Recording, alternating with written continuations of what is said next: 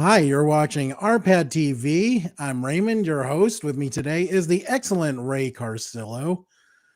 Big news for 2024. I have been sick for 100% of the year. I hope this is not something that will continue, and I will be sick for a lower percentage than 100%. But yeah, I've been feeling rough the last like 4 days. I literally started feeling sick on the first and have not been great ever since. Oof. But I hope you're better, Ray. How are you? I am doing all right, Raymond. Yeah, no, I feel bad, buddy. You're batting 1,000 in terms of sick days. But yeah, hopefully you don't end up with like a Hall of Fame batting average there. I know. You can hopefully you're on the mend sooner rather than later. But a lot of folks have been sick. I'm amazed actually. I traveled for the holidays as well and somehow dodged, knock on wood, the sickness bullet that's going around right now. So everybody's catching something, whether it's the flu or COVID or just general bronchitis. I feel like everybody I'm talking to is like under the weather, dealing with something, and I'm just here playing video games and watching wrestling. So, well, I'm happy you're feeling healthy, and I'm happy to be hanging out with you now. This is a good distraction from my sickness. Yes. And we're talking about the Iron Claw movie today, the tale of the Von Erich family.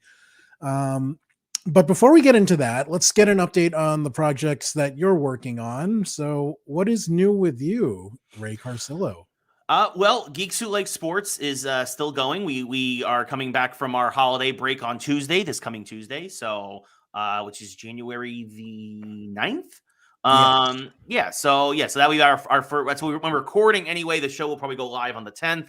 But yeah, so we'll be back from our holiday break then. Got a lot of stuff to talk about. Obviously, a lot of stuff going on with Marvel and the video game industry and obviously a lot in the sports world and stuff. So, but it'll be good. We'll be back right after the college football national championship, of which I have watched zero in strike of the weird shadow council that the NCAA has. But yeah, so we'll talk about all of that because obviously it is a big deal, and we're now months away from the return of college football in terms of video games and stuff. But yeah, other than that, it's just Geeks Who Like Sports and just freelancing all the way to keep the roof over my head. So gotcha. Now I like to start off our review episodes with a quick bite-sized review of the topic. So Ray, give me your discus punch sized review of the Iron Claw. I think the Iron Claw is a better movie than it is possibly a wrestling tale, right? I think that if you are a wrestling fan, you're going to recognize, especially if you're familiar with the story of the Von Erichs, you're going to recognize some of the moments, but there's going to be a lot that actually I feel like they didn't cover or they glossed over in a weird way in order to tell a more dramatic A24 worthy story. So if you're looking for a good drama, I mean, I'll say this: when I saw it, I went to an advanced screening in December. It was so sad. Somebody walked out in tears, right? Like it is a. If you want drama, it is a drama, right? So, I mean, it's good in that regard, but I think that as a wrestling fan, it left me leaving a little bit more, and I don't know. It's weird that way, right? Like I want to say, like, I don't know if we're ready for scores or anything, but it was good as a movie. That's my discus-sized review. I agree with those points. In that respect, the point that you mentioned reminds me of Moneyball or The Social Network, where they're entertaining movies, if not necessarily accurate movies, in terms of what really happened. And as for me, when I first heard about the movie, I was mildly interested, but then I'm like, how good can a movie with Zac Efron be? But then I started reading more about it, and people were talking Oscar buzz for this movie. I'm like, oh, okay, that could be interesting. So I got excited for it after that. And then ultimately I was disappointed. But at the same time, I know this is a movie that I'll watch again and again, just because I was such a big fan of the Von Erichs back in the day. And there's a lot, there are many aspects of the movie that I did enjoy. But yeah, I think that in terms of how much you know or don't know about the Von Erichs will affect your enjoyment of the movie.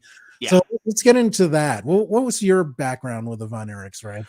So, I mean, for me growing up, the only Von Erich that I was really familiar with was his brief stint was Kerry in his brief stint in WWE as the Texas Right. Tornado, right? Like, so that's kind of when I was starting to get into wrestling a little bit, right?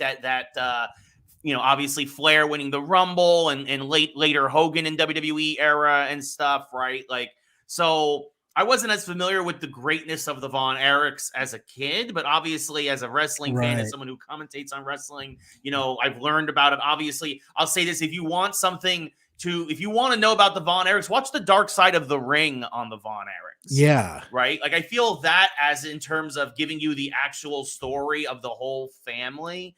I feel like, and not a dramatization, I feel that is actually a better resource than this was.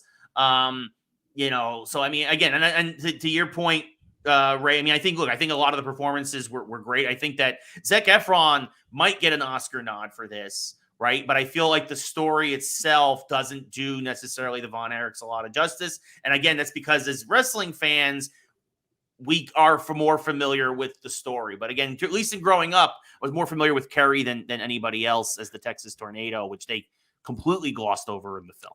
Yes, and one of many things they glossed over in the film. Yeah. Since I'm a little bit older than you, so I have more of a background with the Von Erichs, but it's also really specific. Mhm.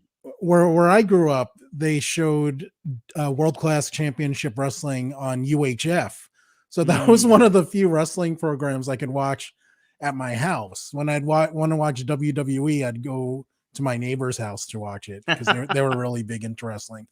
But because we didn't have cable for when I was growing up, World Class was a big deal for me, Right. and really it was ahead of its time. But as you said when we were chatting before we started, this is a Von Erich movie and not a World Class movie.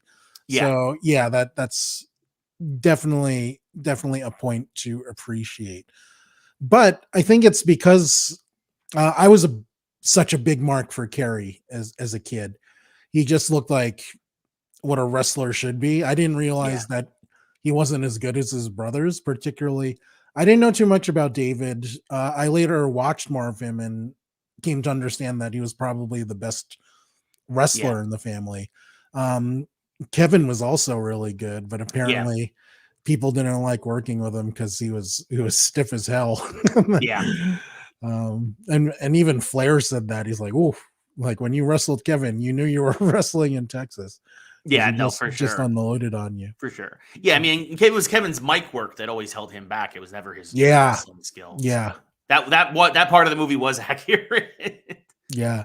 And that's funny because objectively, Zac Efron is the most charming, the biggest star out of all of them.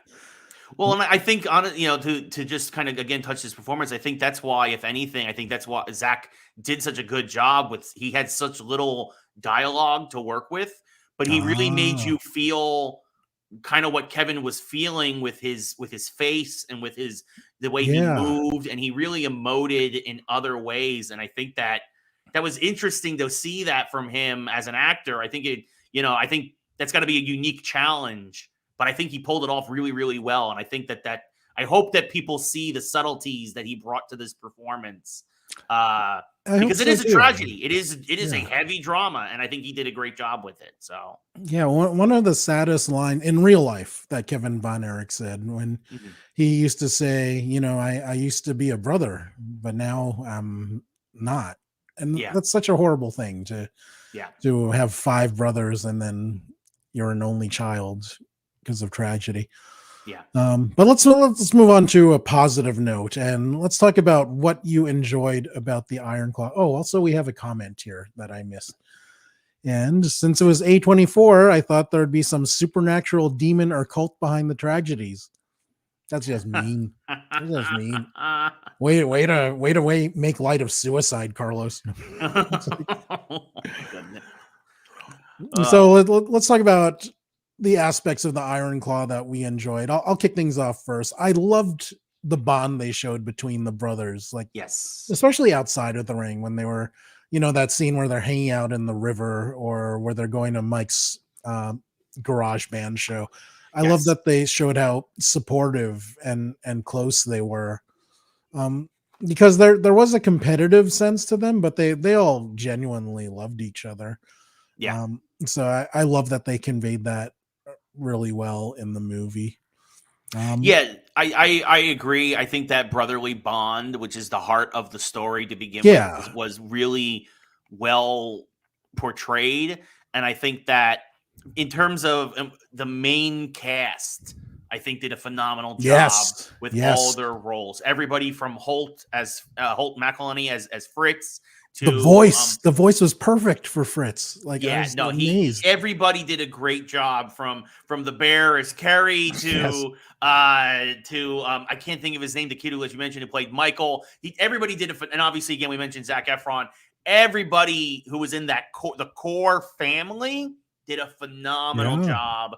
Really, really, you made you feel for them in every single moment. And yeah, it was just really, really well done in that regard. Absolutely. I think it's a clinic in terms of the acting from all of the actors and actresses in the core of the film. We'll get into the fringes a bit later, but the fringe characters didn't do as what the actors weren't as good, but that core was really well cast. And I think the actual in-ring wrestling, and it's a credit to Chavo Guerrero, who was the wrestling consultant for the film, I think was felt very authentic for the time. Yes. Excuse me, for the 80s, right? For that, like you said, the WCCW, the World Class Championship Wrestling in Texas. I think they did a great job. I think they did a great job also when I believe when Kerry goes against Flair, and obviously the Yellow Rose of Texas, obviously dedicating it to his brother and everything at the Sportatorium and everything. That moment, I think they did a really great job encapsulating the emotion behind that. So yeah, there's a good strong core to this film that definitely I think should make people, especially, and I'll say this, actually the less you know about the Von Erichs, at least going into it, might actually make you enjoy it more, I think. Yeah, I agree. And I think in some ways it reminds me of another biopic, We Will Rock You. Like the more you knew about Queen, the more aspects of that movie will annoy you. And I think the same holds true for here. But I still enjoy both movies. So yeah, and I'm a big fan of Queen and the Von Erichs. Yeah, and Bohemian Rhapsody, I think, ran into the same thing. And you even said Moneyball, right? You go into all of that stuff, right? Like, I mean, I always joke with people going into it. I'm like, the Athletics lose in the end, right? Like, the Yankees beat them in the first round of the playoffs. Like, this isn't some great underdog. This isn't some great underdog story. They don't win. Well, even in Moneyball, some of the lineups, like Jeremy Giambi was with that team the whole season. That scene where he gets traded out of vengeance did not happen until much later. Yeah, like because he gets tagged out by Jeter in that miraculous play. Exactly, so. the flip play. Yeah, it's like because I remember watching that too, and I'm like, wasn't Giambi the one tagged by Posada like in the 1-0 game? Like, so yeah, again, creative liberties that, if you're familiar with the subject matter, could irk. Yeah, and I think it did in this case for me. Because my list of what bothered me about the movie is a lot of small things. Yeah. But it's still the core, like you said, there's a great core of this movie, which is based on a bunch of brothers that love wrestling. And I think that they showed the relationship and the wrestling really well. Yeah. But now let's tear it down a bit. Now, you said they did a great job of casting with all the leads, and I completely agree with you. The four brothers that they showed, Fritz and Doris, I think were both excellent as well. But the secondary wrestlers were horrible. I mean, he's been being torn apart online, and rightfully so. And again, it's not for his act. Again, this is on the casting director. Yes. Right? I don't blame the actor for this. Because it's clear they tried their best, but the guy they got to play Ric Flair is the farthest thing from Ric Flair. I would rather have seen Ric Flair with de-aging technology come out and try to recreate what he did at the Sportatorium than the guy that they got to play Ric Flair, right? Again, it's just everybody from Bruiser, Bruiser, the guys they got for Bruiser Brody might not warrant as bad as Rick, but they're still, it's a huge drop off from this amazing core and cast of centralized characters to these people who were very important to their story in real life, and of course have much smaller roles here, but were still important. And I think especially somebody as Ric Flair, they really dropped the ball there with a lot of the, we'll say, secondary or the B tier characters or people in this, right? In this tale. Completely agreed. Flair, the guy that they got for Harley Race, was really bad too. Bruiser Brody, you mentioned, Terry Gordy. Actually, I think most of the Freebirds were bad. It was all kind of painful. I don't think the movie did a good job conveying how big the Von Erichs were in the 80s. Yeah, because they were like rock stars back then, especially in Texas. Especially in Texas. But they also didn't show how hard all of them partied. They showed David and Kerry doing some drugs, but the word on the street, and you can read this on multiple accounts or watch it on Vice, as Ray mentioned, that they all partied really hard. Oh yeah. There wasn't a brother without sin. But I also get that, like, again, because of the creative liberties, and obviously, Kevin's still alive. They kind of portrayed it through his eyes and tried to make him kind of a de facto hero, and he kept his nose cleaner here than he did in real life. Yeah, that is true. The pacing, I just felt, was really weird. I mean, so many events are just mashed together that it almost felt like this would have worked better in a 6-part series than a movie, because so many things felt rushed. Kerry's title reign as NWA champion, for instance, it just seemed like he won the belt, lost the belt, lost his foot, and it seemed like that was all in like a 72-hour period. And furthest thing from the truth, I mean, he did have one of the shortest title reigns ever. It was only 18 days, right? But that's because the NWA thought he was kind of a fuck up, and they didn't think he was responsible enough to be champion. Right. Which he lost his foot a little bit later. Kind of is evident of that. And that too, they also completely, and I get that it might be hard. They made his foot injury way worse than what it was in real life. It was bad in real life, but like they made it where he like lost almost basically his leg from the knee down. And that just was not accurate to my understanding. Like, he lost a chunk of his foot. Don't get me like, he did, but like, and it made it harder for him to wrestle. But they made it like, again, they upped the drama over the factual accuracy of the film. Right? I think it had a bigger effect on him. I mean, obviously, it affected him physically, because how could it not? But for sure, I think it had a bigger mental effect. Oh, absolutely. Than anything else. Well, I mean, in that too, and that goes again into what they did with Kerry. Again, we mentioned the Texas Tornado. He had a 3-month reign as the Intercontinental Champion in WWE, and they gloss over that. Right. Just completely skim over that. And I get that it might have been hard because they might have been able to have the footage or being able to get too many of the approvals from WWE and stuff. But like, it happened, right? It did happen, and they just seemed to completely gloss over that great success for him. To again just kind of harp and just really focus on his mental instability, right, and whatnot. And it just wasn't. It wasn't just him too. I also thought they did a terrible job with Fritz in terms of just they're like, we need a bad guy. We're gonna make it the dad. Right. And by all means, Fritz was not an angel, right? He was not without sin, but it felt like that they, for a lot of it, really just kind of made it all roads point back to blaming the dad and toxic masculinity and all that stuff, which obviously was a factor, right? I'm not saying that Fritz was a great dad either, but I feel like they made him out to be, from all counts and purposes, worse than he actually was, right? And they didn't also... I don't think they did it. They made it where he put wrestling and his family name above his sons, which wasn't, to my understanding, always the case, right? Like, and again, this also goes back to all the stuff they glossed over. They don't do the Christmas Day Massacre where Fritz fakes a heart attack, Yeah, right?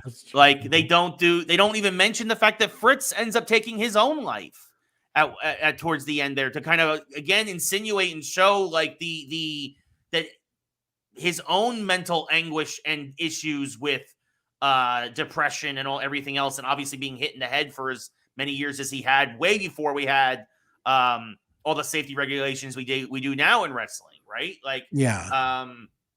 It I don't know. I felt like they cranked everything, and I get it, it's a film and it's a drama. They cranked up a lot of parts of their personalities, I think, to 11 in order to be like, you're this character, you're this character, you're this character in our drama.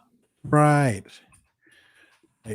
Now, one of the things about Fritz that he pretty much made a bunch of bad business decisions that that ruined his business. Yeah. Again, the Christmas Day Massacre. Lance Von Erich, the fake Von Erich, which we got 3 seconds of with MJF, who was played by MJF. Producer. Like, they completely gloss over. I would have loved to have seen just a couple of minutes with the idea of like floating the idea of, we're going to get this guy, we're going to dye his hair blonde, and we're going to pretend he's your cousin. And how much that just did not go over at all with the Texas audience, who were very, like you said, they were earlier, they're rock stars. Everybody in Texas knew who they were. Yes. They knew there wasn't a Lance Von Erich, and how much that really kind of spoiled the well. And then they tried to take it back a year later, and the fans were like, well, you guys tried to give him to us, and now you're gonna, it's not his fault that you guys got caught up in their lie. I mean, that was pretty bad. It's interesting. The WWE career is kind of, he did have success. As you mentioned, he beat Mr. Perfect to become Intercontinental Champion. But they also took away his name. They stopped calling him Kerry Von Erich and just used the Texas Tornado exclusively, which is definitely not what Fritz wanted. And like, the name was so big for them. And then now he's like the Texas Tomato or whatever. Like, that's when they all had stupid names. Like, Terry Taylor was the Red Rooster, Right. Yeah. I mean, that's the thing is like, that was that era of WWE where you had Hulk Hogan and you had Macho Man and you had like, and everybody had to be a character. Right. Like, so you couldn't just be Kerry. You had to be, like you said, the Texas Tornado. I mean, you had the rise of, we were getting close to the era of Yokozuna and Doink the Clown, and like those were just around the corner, right? Like, so I think my biggest problem with the movie is that they completely left out Chris Von Erich, who is arguably the saddest death of all the brothers. He was also pushed into the business after Mike died, but this kid was never going to be a wrestler. He was 5'4". He was asthmatic. The medicine that he took for asthma made his bones brittle. So he broke his bones and doing simple movements in the ring a few times. So this kid was never going to be a wrestler, and he ends up killing himself too. Like Kerry and Mike. So, and they just totally leave him out of this movie, which I understand that there is certain pacing involved, but that it just seems like such a big omission and almost disrespectful to the family's story. To even again drive home, just like, it's another suicide, it's another death, it's another poor mental health. Like, it just again, some of their decisions were very weird. The dream sequence, I felt, was and it came in like, here, I'll say this. Kevin actually did an interview and said, like, he's like, well, no, that's based off, I told the director, like, I had a dream about that, and like, that's why we included them. I'm like, and that's great to know. In fact, especially after that, I didn't know that going into the film. I found that, like, I saw that interview after the fact. but it still felt like it came out of nowhere in the film. Like it wasn't set up as a dream sequence, right? That the brothers are meeting in heaven on the pond, right? Like that was just again, it just felt like a lot of stuff, just a weird timeline, weird transitions, weird going back and forth with some of the characters. It just was another odd choice there. Yes. Absolutely. Now we're getting too negative, which is good because there's one positive point that I actually forgot about.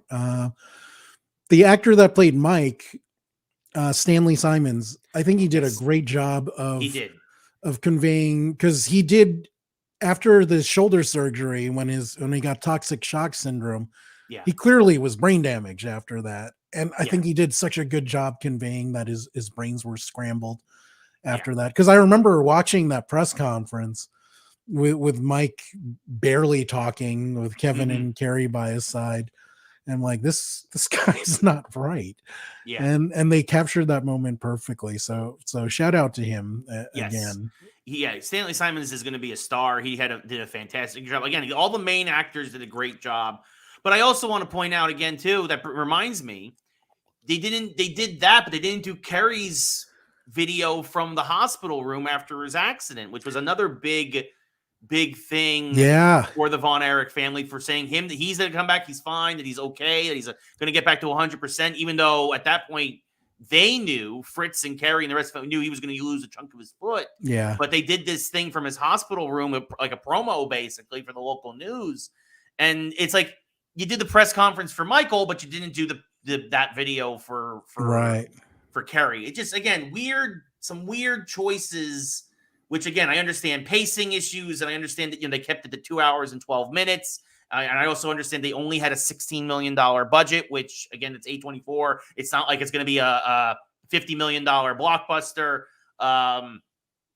So I get that, but at the same time, I feel like these are key points of the Von Erichs. Yes. Needed to be conveyed. Carlos says that Kevin said that he didn't want Chris in the movie, but it wasn't up to him though. He actually had no official role in the movie. They obviously talked to him, consulted with him. But the way I heard it, the director said that he told Kevin that he was going to mix a lot of Mike and Chris's character together. And Kevin said he was cool with that. I don't know how much of that is true. It just sounds like really good PR, but I just think it's weird that they omitted one death. Yeah, and that's weird. And even if Kevin said he didn't want him in there, that seems weird to me. Yeah, he wouldn't want his other brother represented. I don't know. That's more family issues with the Von Erichs. Yeah. I don't know.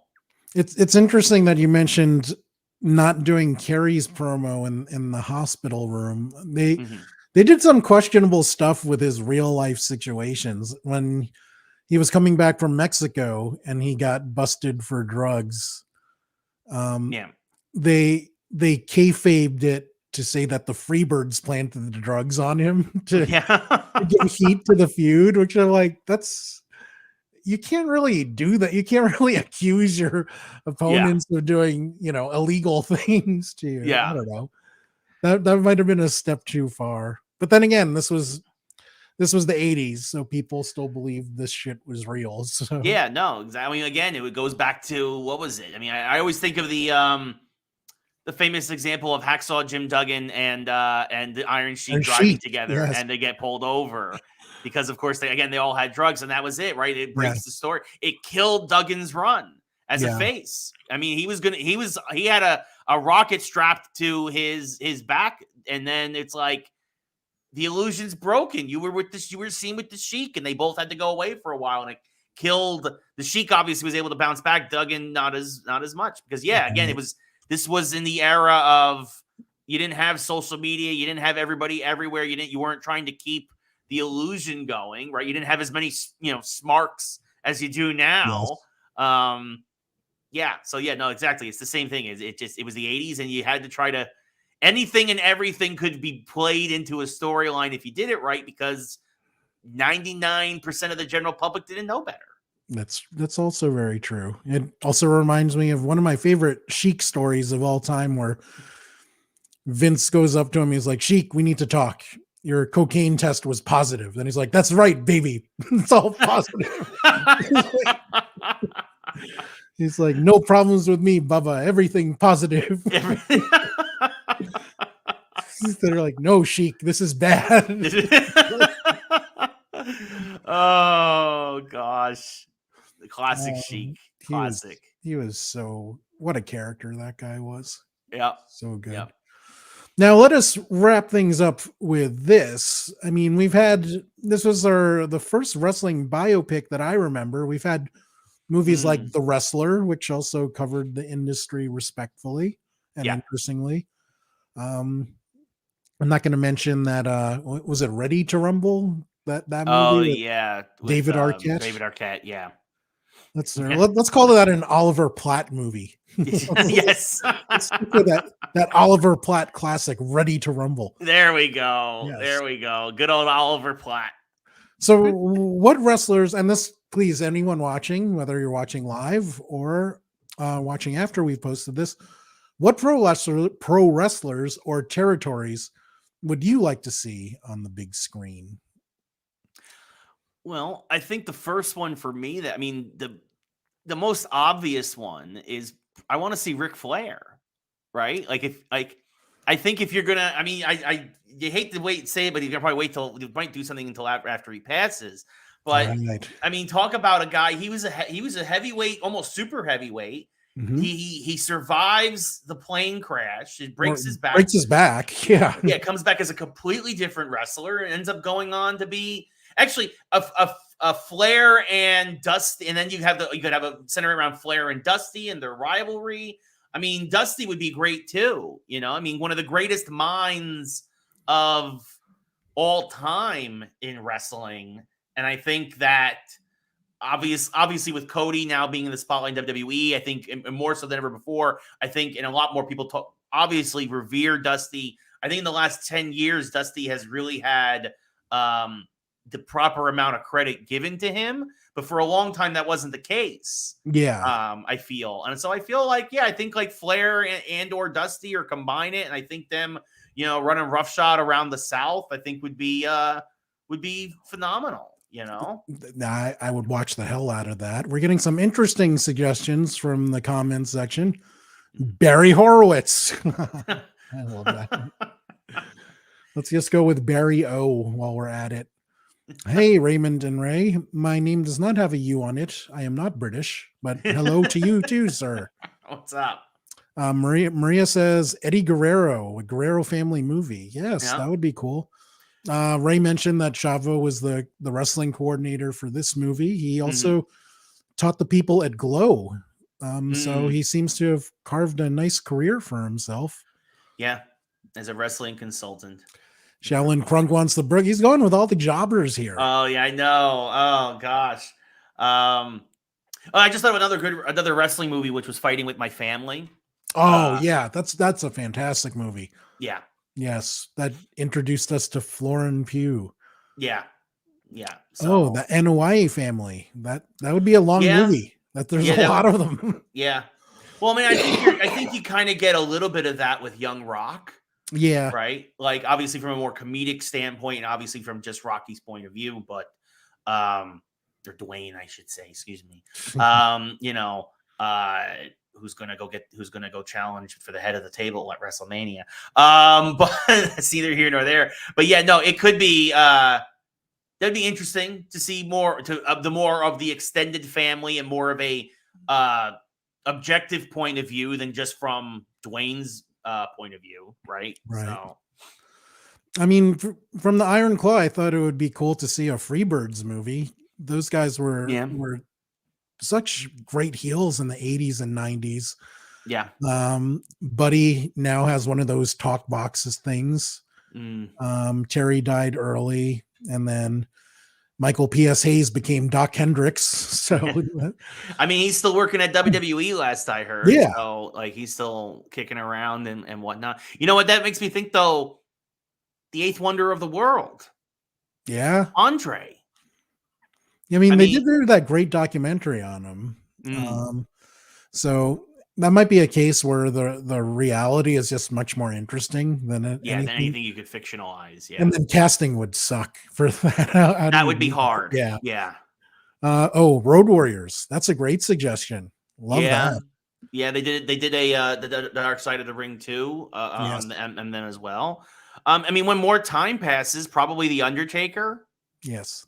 Right. I think we're too close to. I still think we're too close to his actual career and whatnot. But I think that there's a lot of great wrestlers. I think that we could look into. I think over the years. Although So I will say this, I mhm. do think the Road Warriors are slightly overrated because in the early part of their career, they had all those squash matches because they really didn't know how to work. Right. And that added to their mystique. Like, look at Yeah. these badasses just beating up their opponents in a minute. I didn't Well, know at the time it's because they could only work a minute. So Well, I mean, it's this. It's the thing too. It's the Goldberg. It's like Goldberg, right? yes, Like, and that's the thing is that like that work. The thing is it works if you pay it off well. right. And that's the reason why nobody really reveres Gold. I mean, people still like Goldberg, but he's not as I think revered. he's garbage. Well, yes, I'm not the big. He's a very nice guy. I met him one time, but like the thing is, at least he was to me. But it's that whole streak of his was never paid off, didn't get paid off properly, whereas the Road Warriors became for a long time until the Dudleys came along the most decorated tag team of all time, Right. right? So Oh, yeah, it depends on the payoff. The squash is good, it depends on the payoff. Maria said she was thinking of the Blade Runners. That's an interesting one. Warrior and Sting. Yeah, and then how they obviously their paths diverge Yes. very differently. Yes. Mr. Perfect and Iron Claw match is pretty good. Carlos says his daughter is still working on that Andre movie. Okay. Now here's my one suggestion this is like the equivalent of watching a train wreck but a Tammy Sitch movie.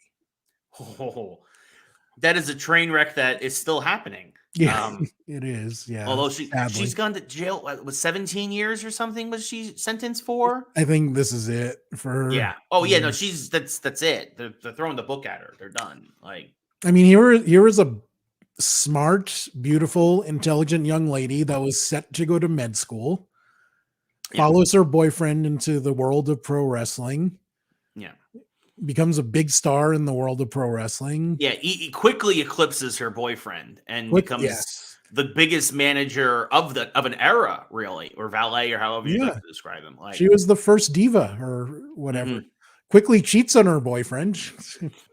yeah, With Shawn Michaels, among others. yes, yeah, And yeah, she had the world in her hands and lost it all to drugs and booze and not knowing that you shouldn't drive while you're on drugs and booze. Well, I mean, the sad thing is that a lot of folks from that era, Yeah.